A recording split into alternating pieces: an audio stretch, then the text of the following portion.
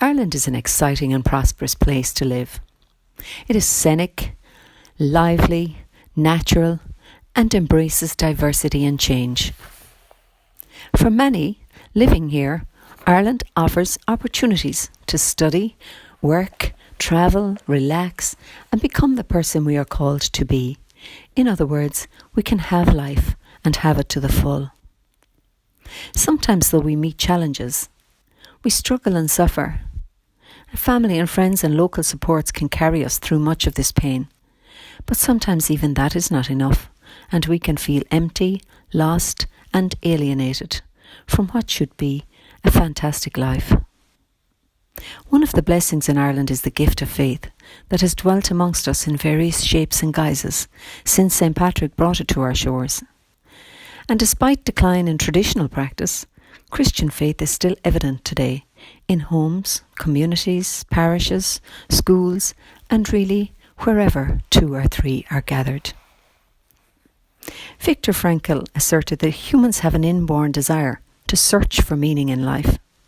When people are unable to find a sense of purpose, this creates an existential vacuum that manifests itself in boredom, apathy, professional overactivity, sexual overcompensation, a consumer society, self-defeating pleasure-seeking, and a loss of values. It is hardly surprising that much of modern writing on practical spirituality is found on the self-help shelf of bookshops.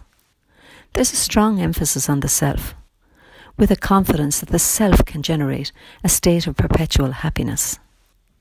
Some of the titles display a level of arrogance, ignoring thousands of years of spiritual journeying. If spirituality is the innate human need to connect with something larger than ourselves, what is this something larger than ourselves? It is something beyond our ego self or constricted sense of self.